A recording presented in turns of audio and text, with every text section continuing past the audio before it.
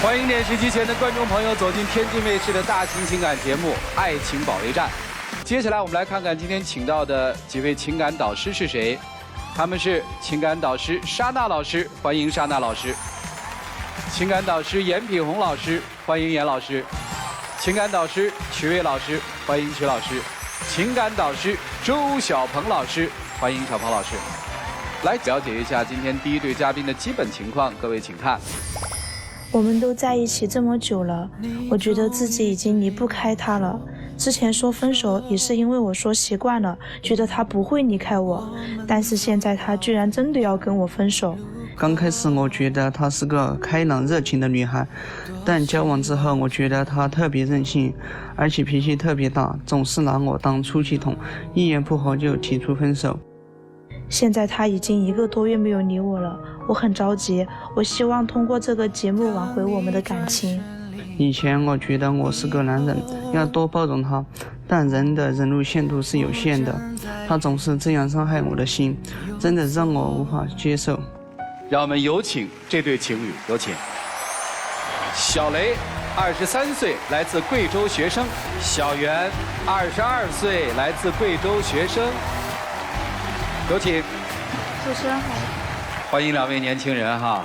过去是你常提分手，是吧？然后人家小男生就哄你，这次又提了，人家不搭理你了，是吧？对。现在人家男生要坚决分手，是吧？嗯。所以你来我们这儿来挽回这段感情。是，因为后悔了？也不是后悔，就以前他就会一直哄我，然后但是这一次就1个多月都没有理我了。但是你经常把那个分手当做你的口头禅。那我不是希望你改吗？我改了，但是你每次把我对你的关心是这样对待，每次我的惊喜在你这却变成惊讶。哎，你们说说吧，你们俩咋认识的？是同学吗？啊，对，同学。谈了多久？谈了2年多了。谁追的谁？我追的他。谈了2年多，对吧？对。但是我听说这2年多，女生提了20多次分手。确实提了20多次的。我听他们说你还记了个账本，对吧？对，我都记在这个小账本里面的。提个分手，你至于记本子吗？那是因为你每次说我这样不好，做的那样不好。哇塞！2018年10月18号，今天兼职挣了100元，想给女朋友一个惊喜。她喜欢吃巧克力，因为我对这方面不怎么了解，认为价格高的肯定好吃，就给她买了一盒98元的巧克力。她收到后，却又把我骂了一通，那不是我爱的口味，说我不是一个懂她的人，不是一个细心的人，于是分手出来了。有这事儿吗？我觉得他是站在他的角度思考的，不是站在我的。不，那你的角度是什么呢？就因为我之前给他说过，我喜欢吃巧克力嘛，苦的那种，但是他买来的就是甜的，就不是我要的那种。如果你用心什么叫苦的，你知道吗？就我尝过那个，我觉得就是那叫什么呢？那个味道醇厚，那叫什么呢？那叫黑巧克力。我给他说过了呀。你没说，我刚才问你半天，你都说不出来。我就知道它是苦的。黑巧克力的纯度分几种啊？你压根儿就不知道。你说人家没品味，你才没品味呢。爱吃个东西，你都不知道吃的东西叫什么，对不对？我替你鸣不平，兄弟。我接着读啊，我这看着真生气。2018年11月5号下午。我给女朋友的第一句话是：“圆圆，你吃饭了吗？”她却说：“哼，你真是无聊，就只知道说这些话题吗？你难道不会说一些温馨的情话吗？”又是分手，我真的无力了。我在鼓励自己，一定要变优秀，变成她理想中的样子。在空闲的时候，就学习一下网络上的交友技巧，避免这种无用的争吵。你说他说的什么交友技巧，就是大家正常交流就好了。不是人家挺正常的，对不对，孩子？人家不是说了吗？圆圆，你吃了吗？你跟人说的什么呀？你不能说点浪漫的话题吗？哎呀，他是在一起这么长时间就来说话，就是你吃饭了吗？然后你在干嘛呀？就是这些问题，就根本就没有一件正事儿。再核实一件事儿，2019年10月5号，今天他说我很胖，走在一起都不好意思啊，说我不好穿衣，试穿没有美感。因为这件事情，我为了更容易的事宜，坚持每日打卡2200米，就每天啊跑2.2公里。在这种情况下，每天我只吃一个烧饼，孩子给家长省钱，终于把重减下来了。这是你干的？他自己就是你真跟人家说嫌人家胖走在一起给你丢脸啊？没有，这也要分手啊？不是要就是他给我丢脸了，我们朋友一块吃饭，他是真不会说话。我们不是10几个朋友一块吃饭吗？然后我就盛了1碗就不想吃了，然后他就说他跟我在一块，他要吃5碗，然后他们就笑话我嘛。那不是担心你吃不饱吗？我自己的胃我会不知道自己吃得饱吃不饱呀。因为这种事，然后你就提出分手，至于吗？哎，你那个减肥到底减了多少？30多斤。有照片吧？有照片。看一下减肥前、减肥后啊。哇！就这是他跟我在一起那时候刚出去玩的时候。减肥真是，啊，难怪曲总天天减肥。他为了录节目啊，每天跑4.4公里，只吃半个烧饼，坚持了11年，多不容易啊，曲爷，这是真爱，对这个节目是真爱。但是我们这节目从来没有说过跟他分手，你知道吗？我们从来都特别尊重他，就是希望他改，不是说真的是要分手。但是人家都记了，你要跟人分手。如果我不提分手，他就不会去改。你可知道分手在我这对我都有多伤心？但是对于我来说不伤心啊。哼，再读一条，2020年3月11号，今天我又成了他的出气筒，因为我俩玩的不是同一款手游，而且他认为你咋还这么多意见呢？我读完行吗？行。而且他认为我玩的手游带坏小孩儿，因为这种事儿，我就把手游给卸载了。我就说我再也不玩了，但结果，他还是提出了分手。主持人是这样子。是事实吗？先说。对，玩游戏，因为他和我玩的不一样。是。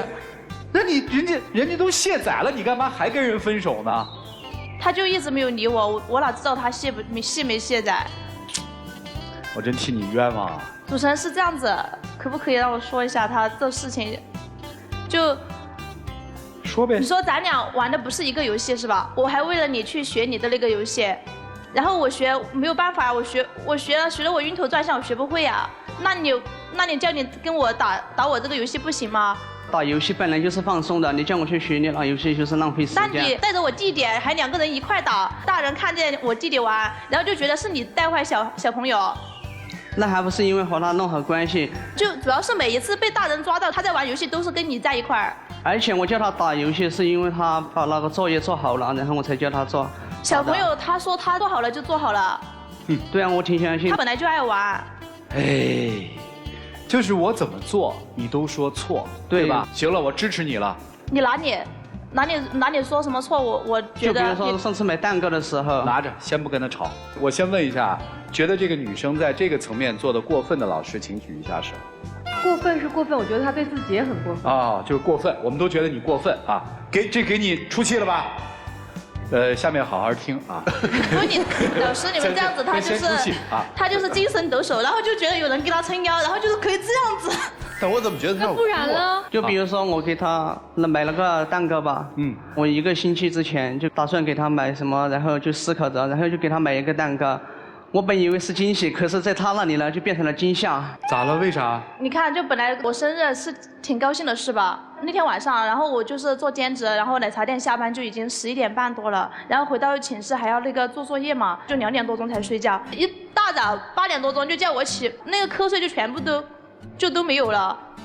可是我也不知道那个送蛋糕的人会把那个蛋糕送得这么早。不是，这不是应该很高兴吗？当我被这个电话铃吵醒的时候，那边说的是姑娘，你的生日蛋糕到了，都太高兴了。我男朋友送的呀，他记着我呀。没有啊，你太累了，你就想睡会儿，你就想多睡会觉。本来我就是想着那天。所以他后来做了什么呢？就我那天。就因为这事，他就跟我吵了就算了，还要跟我提分手。那天本来我是这样子的，就是我跟我室友，然后我睡到自然醒，然后下午我们一块去吃饭，因为我们寝室的谁过生日嘛，然后就是剩下的人就会给另外一个人买蛋糕，然后全寝室就6个人一块过生日嘛，就这样子。他可倒好，一大早就根本就没有睡清醒，连续几天的状态都是无精打采的，一点精神都没有。这男朋友给你，我的天，这也分手啊？再说一件。比如说订酒店的事，当时他从青岛旅游回来的时候，已经凌晨2点了，然后我担心他打不到车，担心他的安危，就给他订了酒店。本以为他会夸我几句，然后他就跟我说分手，他认为我浪费钱。就订酒店是这样子的，就不是我挺喜欢旅游的嘛，然后我就去我同学那，然后后面回来坐火车回来。你们俩没一起去？没有，我跟他是异地。我回来的时候确实是很晚，但是我跟我室友已经说过了，就我室友他们如果我在外面，他们都会打电话来嘛，因为我平时做兼职晚了，他们就会打电话就是确认我安全嘛，他们都给我留门了，然后我就10块钱就能打车到学校的事儿，他非得订个酒店让我去，我就特别不理解他这种想法。但前提是我担心他不能打到车，是吗？咱们看看这小伙子，异地，人家不是歪心眼儿，说我给你订一个酒店，对吧？是你自己去住，对吧？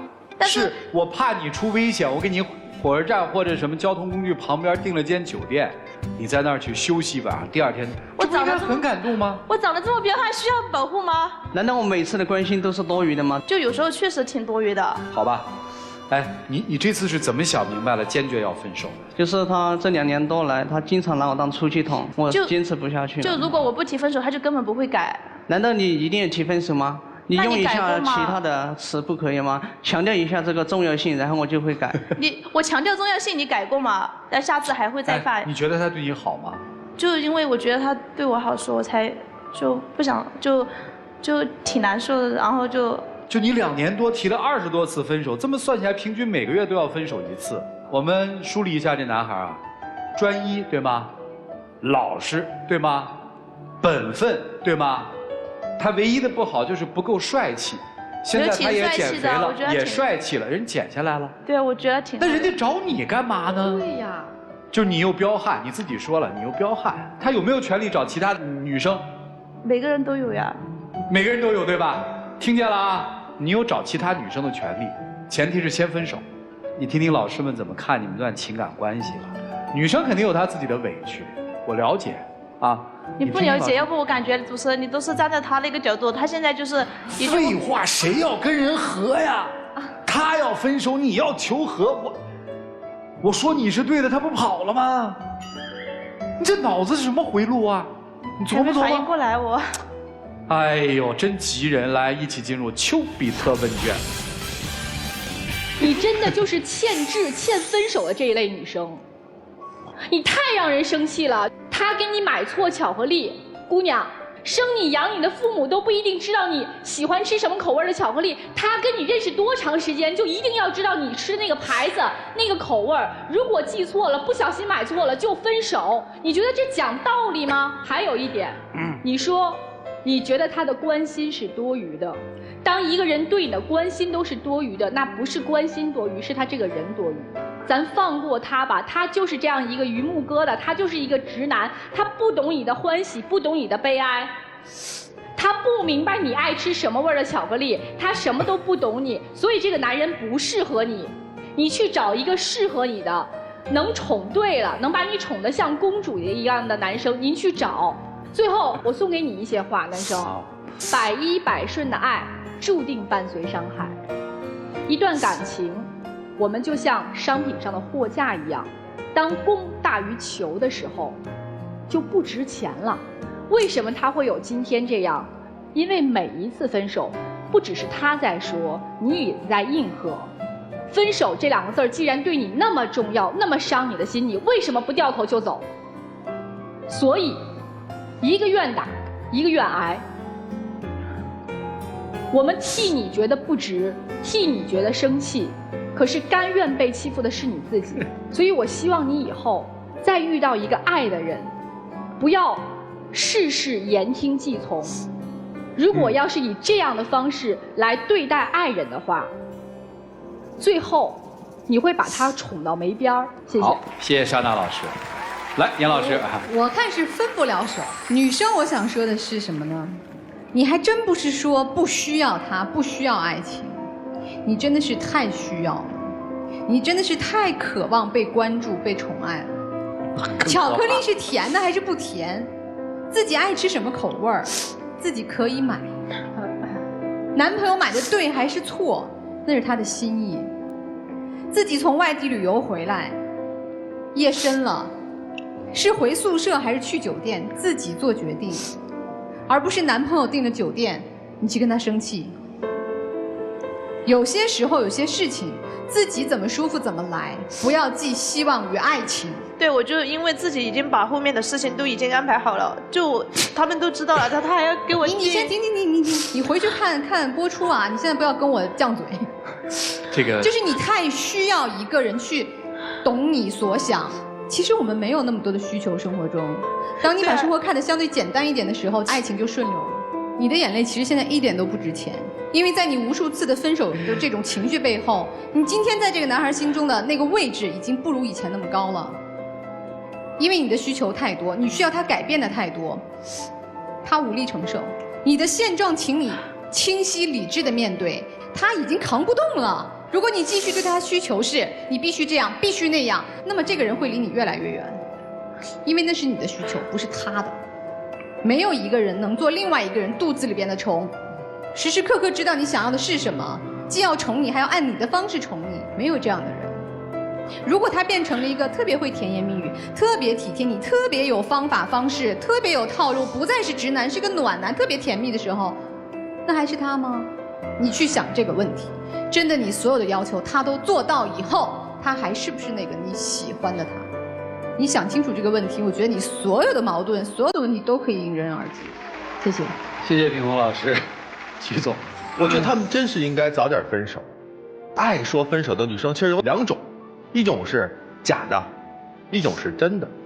假的分手是说她特别希望从对方身上获得关注，因为她自己缺乏安全感，所以她会觉得这个男生在对我不关注的时候、不关心我的时候，我会要分手，怎么样，不理解我，就真觉得这个男生不是她想要的那个人，这是真分手啊！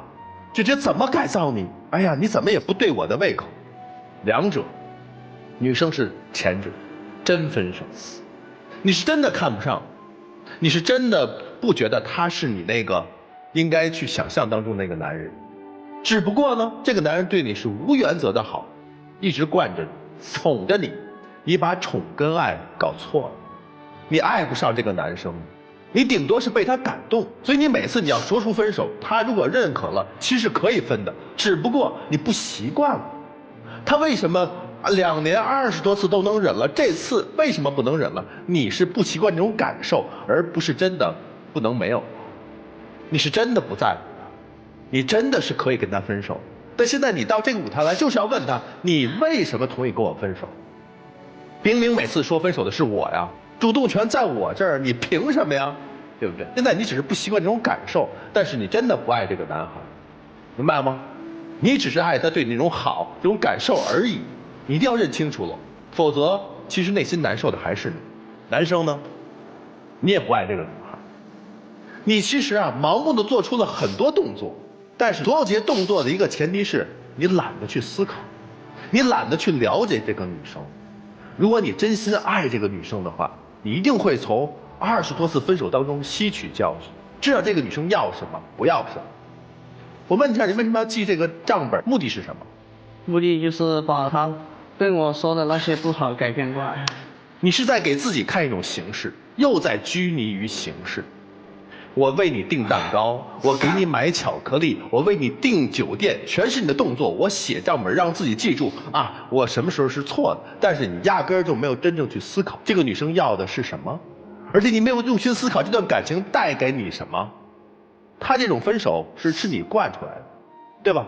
你这么卑微的去爱，对自己一点好处没有，你也得不到它，同时你也不是去爱他，你只是被自己这种感觉、自己这种付出感动而已。好好思考一下，在你做动作不对的情况下，在屡次这个姿势都不对的情况下，想想为什么。而且你要感谢他，让你认识到惯一个女生是得不到爱。第二一个，让你知道如何去爱。第三，他让你自己的形态修了边幅，然后也让自己有了提高，你从中是得到的，明白吗？就这样。谢谢徐总。来，周老师。我想问一下男生，你的女朋友被我们说的时候，你什么感觉？有点心疼吧。真的心疼吗？心疼。我没有在你脸上看出丝毫的心疼，所以我来理解一下女孩。如果我在你脸上看到丝毫心疼，你的整个表情会有感受的，可是我从这个地方一直在看你，你没有任何的表情，包括曲老师在说你根本不爱他的时候，你在点头。如果真的爱过的人，看到自己曾经爱过的人被别人说的时候，他会要去保护他，至少要去维护他，至少在语言上要有维护。语言上没有的话，你的动作上、你的表情上也会有维护，你没有。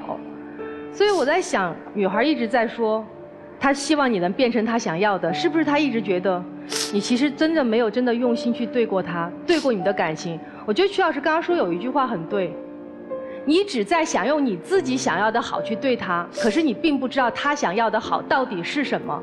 订蛋糕对吗？对，可是她想要吗？你不知道。订酒店对吗？对，特别温暖，可是她想要吗？你也不知道。所以我就想到小的时候，好像很多父母都会说我很爱我的孩子，但是我们很多父母在别人面前会总用语言打击和贬损我们的孩子，那也是爱，对，我们承认那是爱，可是不是我们想要的爱，也不是我们能接受的感受。所以我在想，我们所有人这么说你是为你好，你能感受到爱吗？你可能知道，但是你会觉得不舒服。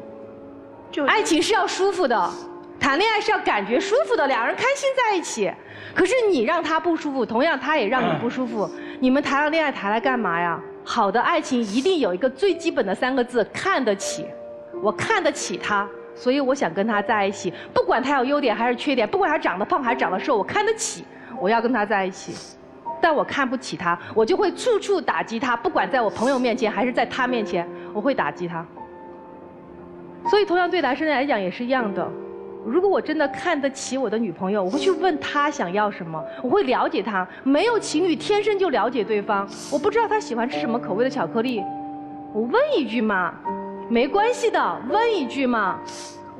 带着他去买也可以啊，因为我了解你。我不了解你的时候，我可能做不出来那件事情。我没有谈过恋爱，我不知道怎么谈恋爱，我就要试图去跟你了解，了解到你想要什么，我才能做什么。谈恋爱最基本的、最重要的是先了解，才有其他的。所以，如果真的你们2个觉得不能够好好相处，暂时就分开。如果你们认为未来还可以重新去爱对方，我倒建议你们今天分开。未来先学会成长过后，学会如何爱人过后，再去重新谈恋爱。谢谢你们。接着说，老师，没爱呢，哪有什么爱？2个幼儿园的小朋友在那玩过家家的游戏，你们俩真的没长大。我觉得今天如果你们能通过老师跟你们说的成长，比什么都好。来，一起进入真情60秒。就是这1个多月你没有理我，我挺着急的。我知道就是自己不应该随便就用分手来说事儿，因为就是咱俩从同学，然后后面走到现在，我觉得自己放不下你。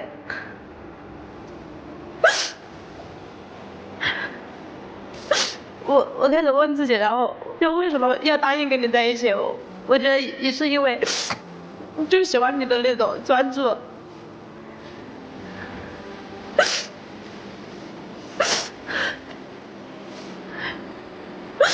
我希望你可以回到我身边。那个决定权交给你们自己，好吗？你需要好好想一想。我觉得男生需要，不管男生还是女生，要在一段恋爱当中成长，好吧？谢谢2位，请回，请回，请。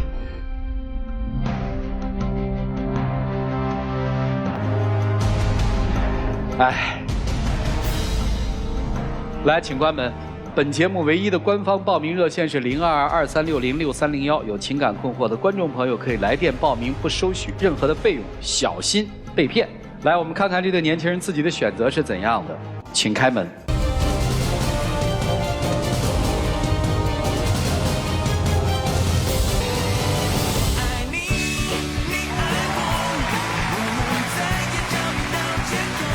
来，站在这儿来。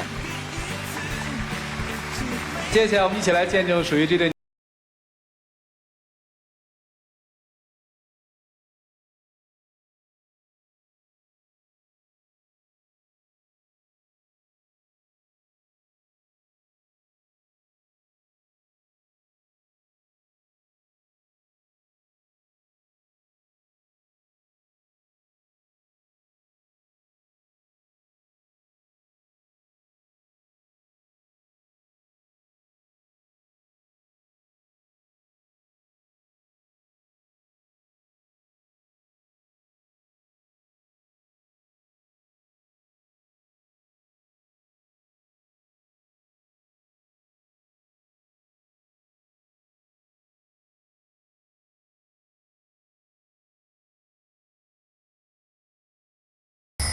我俩恋爱3年了，我越来越受不了他脾气了，无论什么场合就对我大喊大叫，感觉我没有被他尊重和爱护。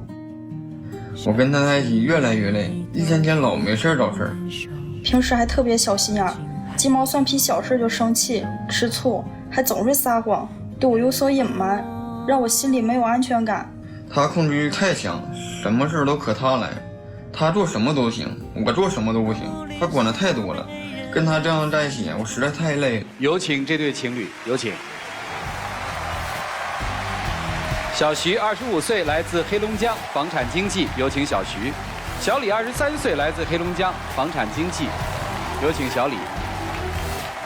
欢迎两位哈。我看资料上面说你们是在快手上认识的，怎么认识的呢？快手上发动态私信认识的。就看他是同一个城市的，然后就跟他说了句话，就我俩唠了好长时间，感觉还挺合适，我俩就在一起了。3年恋爱谈起来肯定有不少的疲劳感，是吧？对。谁先说？就他平时吧脾气特别大，无论是什么场合、什么地点，说对我喊就对我喊，没有那种爱护那种感觉。平时还越爱撒谎，然后还特别小心眼儿。就平时我一干点啥的，只要旁边有异性朋友，他就不愿意。那你没事屋里取闹呢，我还受不了呢。我咋屋里取闹了？你是脾气大吗？我觉得一般。是不分场合的就跟人喊吗？我觉得还行吧。是小心眼儿吗？没感觉。那他怎么说他跟朋友在一起你也跟他喊啊？小心眼儿啊？因为我不想跟他异性朋友在一起。他有很多异性朋友吗？他有很多异性朋友，比如有一回我发10多个视频不接，突然之后一个接了，接了完出来一帮男的，谁不难受多想啊？那是异性朋友，那是我发小，而且我接你电话还给你看了呢。那当时他见前女友的时候，我给你打电话你都不接呢。手机没电了咋接呀？那打你朋友那咋打过去了呢？接的充电宝啊，充的呀。你咋那么多理由呢？这么听下来，就是双方对彼此在跟异性处理距离的问题上都不太信任，对吧？对。你不相信他跟发小也好，还是男性朋友在一起也好，还是你不相信他的去向，或者跟前女友约会也好，对吧？对。或者谈事儿，行，这放在一边。还有什么呢？就是他跟那个是说前对象还是说一个粉丝啊？就是他当时给我发条动态，然后人家那个小姑娘就生气吃醋了，他去哄那个女孩，说我把动态删了，你别生气，宝宝，你为啥那么说呀？那不为了为直播效果吗？你为直播效果，你考虑我感受了吗？一点小事有啥可说的？啥叫小事啊？不是你在做直播啊？对，直播效果要。宝宝，我把严老师删了，你别生气了啊！莎娜宝宝，这是什么直播？因为他是个刷客，刷客是啥意思？给我刷礼物的。哦，给你刷礼物的。哦，就谁给你礼物你就对谁好是吧？但是你跟我说一声，我最起码我能理解你。跟我说了吗？这能理解吗？但是他叫宝宝，我确实受不了。我觉得没有多大事儿。啊？你觉得没多大事儿，在我眼里呢，你把我当啥了？好问题，你把他当什么了？爱人。爱人。但是你管别的女人叫宝贝，而且主持人，你知道最主要是啥？当时我都跟那个女的质问去了，我说你是谁？那个女的结果反问我说你是谁？我说我是她对象。我说你是谁呀？她反问我说你算老几呀？就好像我是第三者，他俩是一对一样。结果呢，最后他给我来一句：你跟人家吵啥？你骂人家干啥呀？人家先说我的，他反倒跟我一顿词儿。就这一个女的3番5次的，谁能受了啊？我跟他怎么3番5次了？最主要那个女的还约他说你什么时候有时间出去吃个饭，他说我不方便，你为什么不直截了当你就说你有对象呢？但是我跟那女的不联系了吧？行吧，听懂了，放在这儿吧。等于男生认为这是跟直播间的粉丝互动是吧？对。女生吃了个大醋，那到底是粉丝互动还是另有想法呢？我没有别的想法，就互动。那他多刷点能出去吃饭吗？那我不会。再刷点儿，那不去。再刷点儿，我日会不去啊？不出去。真的？他每次给你刷多少啊？几百块钱。刷几百块钱就叫宝宝，刷个几千块钱能去吃个饭吗？不会，连多少钱都不会去。当时我在那点菜呢，我给客人点菜。当时我你们过去不是干房地产经纪的，是服务员，什么工作都干过。哦。然后这件事儿发生在你们干什么的时候呢？就当时是在饭店里干服务员的时候。哦，然后呢？然后当时有一个小男服务员就在我耳边说我这个菜点错了，让我重新下单。我说行，我说我知道，我就笑一下他。然后转头他就说我跟人家有事儿。那没有事，没事给你买吃的，给你揉腿。那我卡了，人家就在旁边，人家扶我一下，你就这玩意你也生气？卡了是啥意思？就是崴了。你就说崴啊，就东北方言啊，我卡了啊。对，就当时我脚崴了一下。啊，您脚崴了，在工作的时候脚崴了，然后呢？他上来，那个男孩子直接上来就扶了我一把，扶了一把啊，然后上卫生间，他说我给你揉揉，他给我揉了2下，但是我怎么还上卫生间呢？他说给我凉水给我洗洗，因为当时脚崴了，肿了。对对。然后我用凉水给我冲冲，我说不用不用，他说给我揉2下，我说也不用了，我说你干活去就行。然后当时晚上我跟他说这个事儿了，他就吃醋了，跟我大喊了一句。那你说我当时我为啥跟你说？我觉得我问心无愧，我没有事儿我就跟你说了，那我可以把这个事儿我不跟你说呀。那你当初叫我上楼不行吗？让我给你揉。我脚崴了，我还得下楼告你一声呗。你告诉同事，让同事叫我不行吗？同事都搁那忙着呢，忙的能给揉腿忙的。他是搁我旁边的，那人家也看台呢，怎么就非得过去告你一声吧？那我自己能挺过去的。就是女生拒绝了，对吧？对，我拒绝了。你拒绝了是吧？对。行，这事儿我们听明白了，往下说。然后那个男孩子就是总给我买吃的。就平时我寻思同事之间互相照顾嘛，很正常。然后你说句实话，这男孩喜不喜欢你？我觉得就是普通兄弟啊。我还跟他说呢，我说这男孩子还挺不错的。然后他给别人买东西吗？不买。别人脚卡了，他给揉吗？不知道。那就别人点错菜了，他扶耳说吗？不知道。您今年是23岁，做过很多工作是吧？这不是你第一个男朋友吧？不是，也曾经谈过恋爱，对吧？那么一个男生这么对你，是不是喜欢你了？你说句实话。没多寻思。现在寻思寻思。应该是有。至少是喜欢你的，对吗？那你怎么刚才回答说就是个兄弟啊？因为我没有对他有喜欢的意思，我只是把他当朋友那样对待。那你拒绝他了吗？没有。男生的意思不就是你要干脆的拒绝他吗？因为当时就所有同事都知道我俩是对象，我寻思没有必要，就是还去拒绝我，因为他没有明确表示那种态度。行吧，这就是男生我想心里不舒服的地方，是这意思吧？行，往下说，这是他心眼小，还有啥？还有就是，就有一个女的说我坏话了，然后当时吧，就是我去跟人家理论嘛，我去找那个女的，我说你为啥说我坏话呀？那个女孩就说我没说你啊，我说人家都说了你在楼下说我坏话了，我本来是想去跟那个女的好好说的，结果她上来指着我脸就说，人家啥时候说你坏话？人家啥时候说你坏话了？一直这么说我，结果反倒我跟那女的没干起来，我俩吵了一架。因为正常，因为我在她旁边没听她说你坏话呀。那你下楼哄人家干啥呀？啥时候下楼哄着店长怕大吵起来让我下楼的？当时你跟我说一声不行吗？你非要下楼直接吼，明知道我生气呢。啊！再说你听见人说你了吗？你不也没听着吗？我没听见，但是别人跟我说了呀。我是找他去，我俩去理论，把这个事儿说开的。结果你搁旁边当个啥呀？行，听懂了。你看你说我哄别的女你不愿意，那你哄别的男的呢？我跟单位别人吵你说，他一直骂我。我哄人家还不是因为你呀？你要不是我对象，我勒他吗？咋了？发生了什么？就是他那个男的当时骂他好几次，然后他后来忍了，就有一次实在是忍不了了，他就动手就推了他一下，他那个男孩子就哭了。这男孩啊，然后我就想着，那我去哄哄吧，我就想把这个事儿说开了，我就拿纸给擦眼泪儿，然后我哄了一段时间，我俩后来就笑了，就笑，他就生气吃醋了，就说我俩又有事儿了。当时咋不知道哄我呢？那我给楼下。咱俩是不是回家我哄你了呀？那当时在工作上，我还能说我再直接去哄你去？那你哄一个人至于哄1小时吗？啥叫哄1小时啊？你还看表了？他看表也没什么，自己的女朋友去哄曲伟，曲伟你哭什么嘛？自己的女朋友哄曲伟，一哄1个小时，还给曲伟擦眼泪，搁哪个男人心里他舒服是吧？你觉得呢？因为当时我就觉得，我就问你一句话，你跟那个女同事吵架了，吵完架那个女同事哭了，他哄1个小时，还给那个女同事擦眼泪，你愿意吗？我也不愿意。那他得了吗？还有什么大问题啊？还有一个事儿就是，还有一个事儿啊。对，还有一个事儿就是当时我俩在一起一段时间之后，他就觉得我留着前对象的东西，他就不愿意了。哦，因为前对象送的花，他能留好几年。什么花？干花。当时我也跟他说，我说我觉得东西挺好看，我留东西，但是不对人吧，我跟你说了，而且后来我也把花给扔了。哦。但是有一次就是我俩把那个他给我买了个戒指，我把那个戒指就放水池的旁边了，不小心落那儿了。他转头直接给我大喊大叫的。但你说你不会跟我好好说吗？你说我媳妇儿我给你买的戒指，你给我弄丢了，咱俩找找去。我送你的戒指能说丢丢，你前对象送你的花都不舍得扔。那你好好说不行吗？他的花在你眼里那么重要吗？我说是对物不对人，你为什么老提前任呢？在你眼里就是对物不对人，那花可以再买吧？啥叫花可以再买呀？扔的是不是可以再买？我觉得花好看，不对人吧？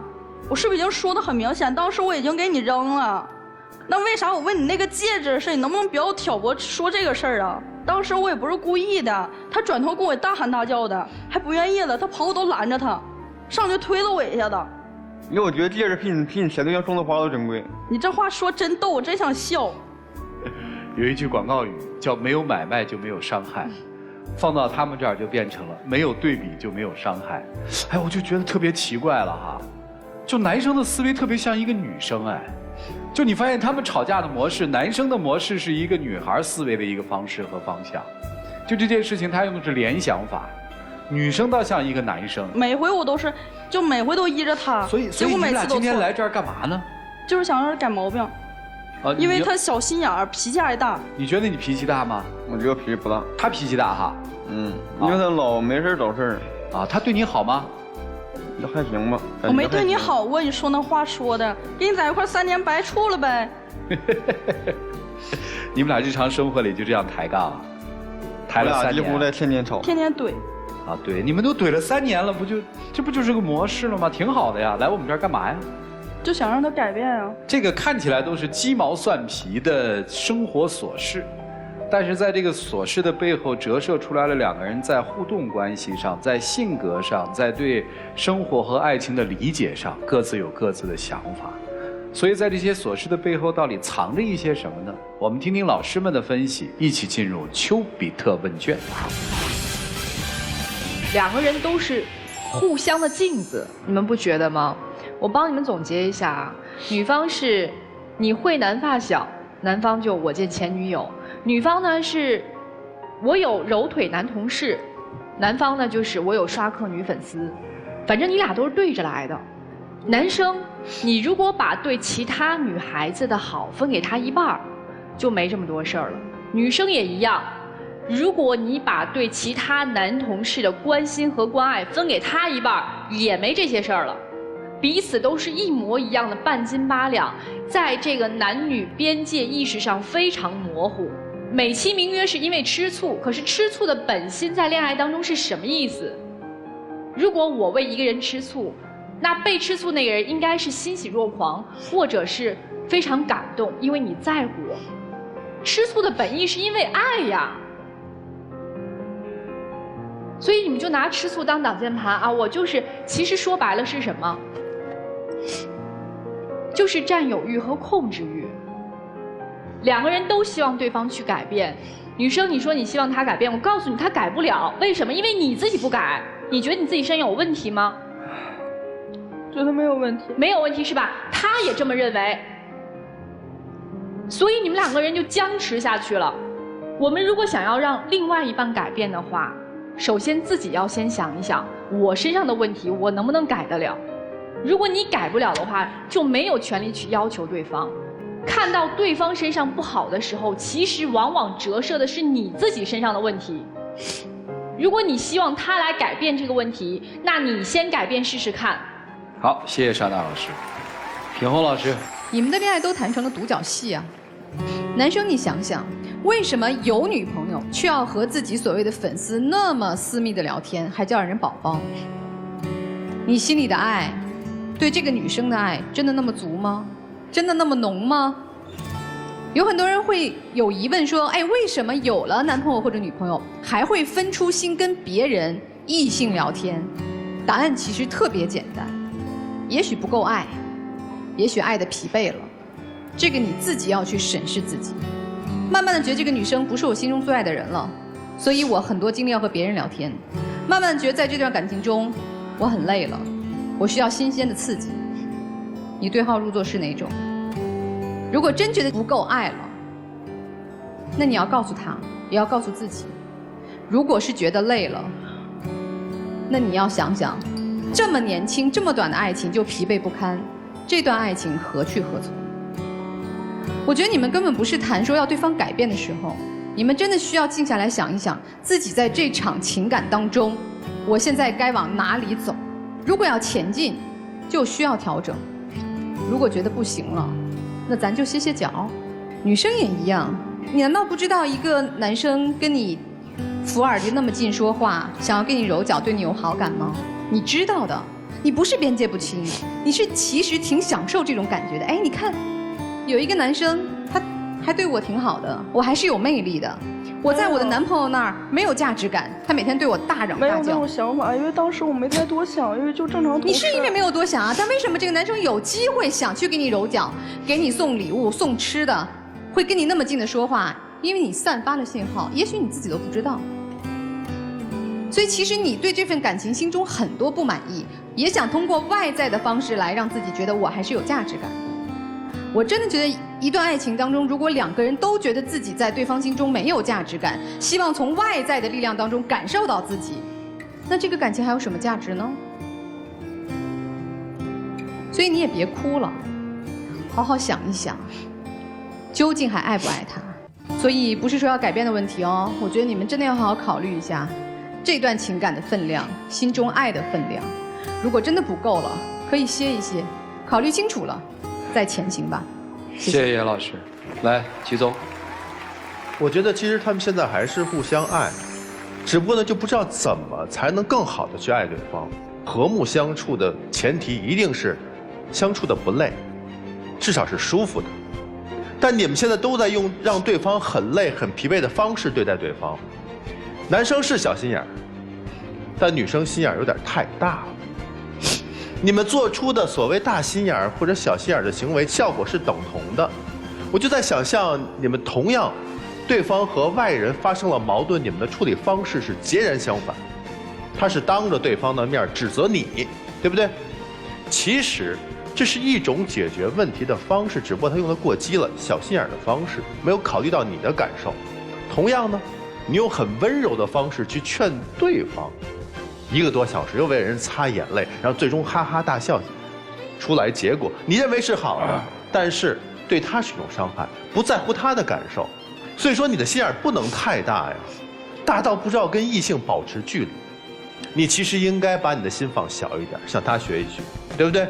你呢也应该向他学，把心放得大一点，因为你其实是知道他跟那些同事是没有问题，但是你偏偏抓住他的这个缺点，他是有点大条，但是这不是他的错误，是需要调整的特点，明白了吗？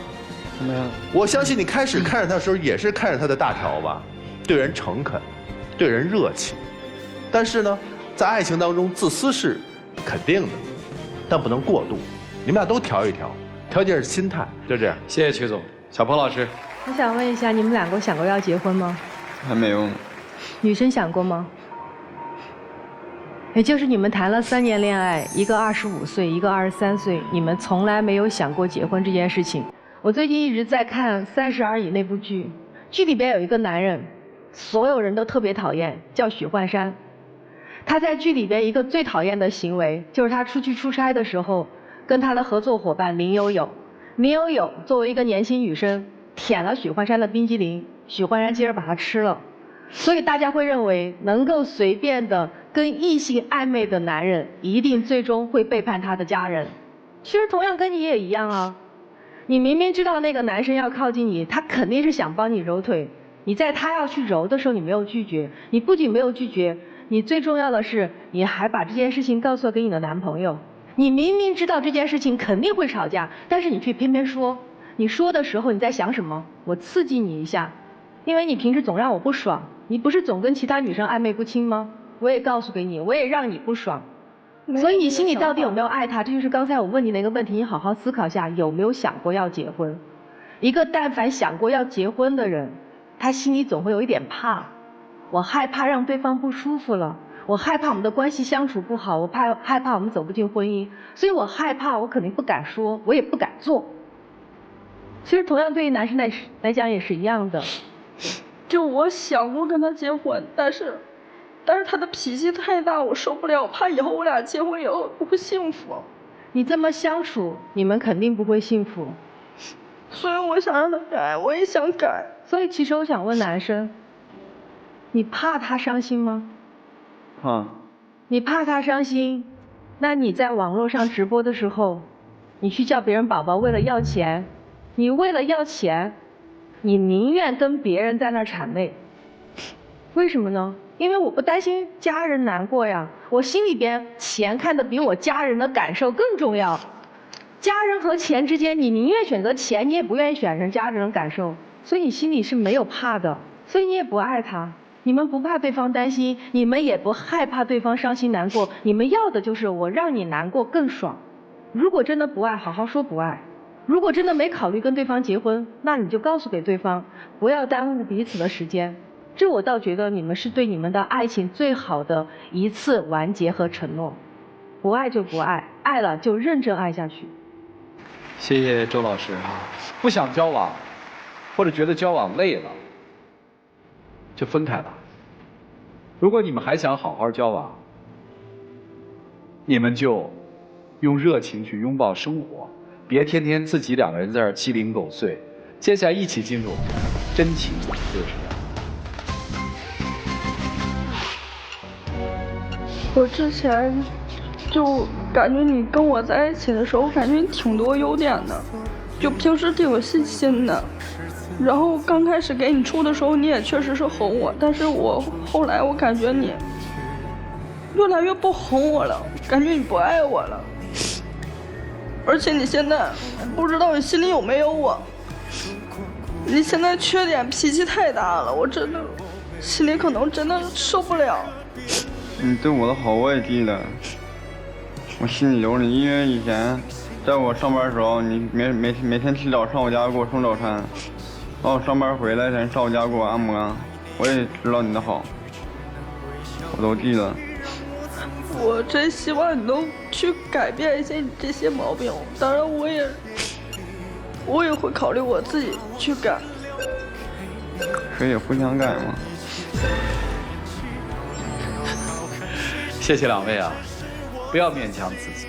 我也不知道你们是爱还是不爱，啊，但是我比较信那句话啊，喜欢是不用负责任，爱一定是有责任的。你们想想，在这段关系当中，你们有没有彼此负责？谢谢两位，请回。接下来我们来看看这对年轻的嘉宾，他们自己的选择是怎样的，请开门。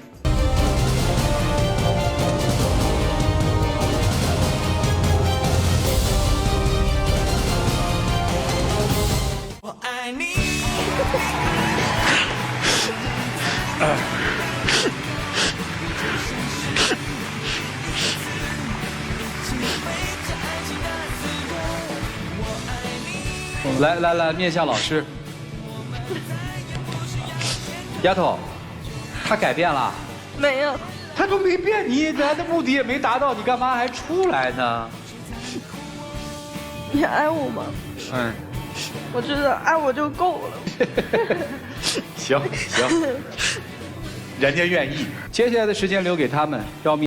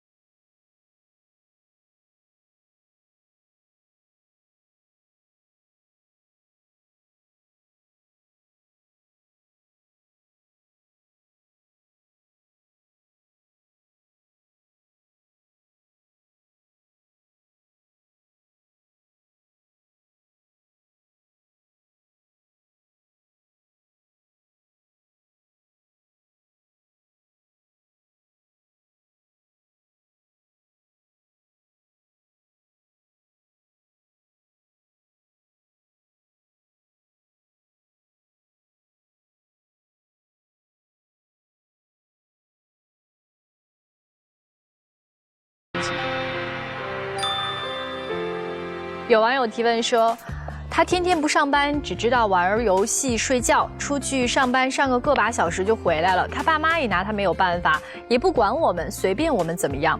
平常呢，我们没吵架的时候，他爸妈对我很好。可是我俩一吵架，他就摔东西，他爸妈就不知道了，也不制止。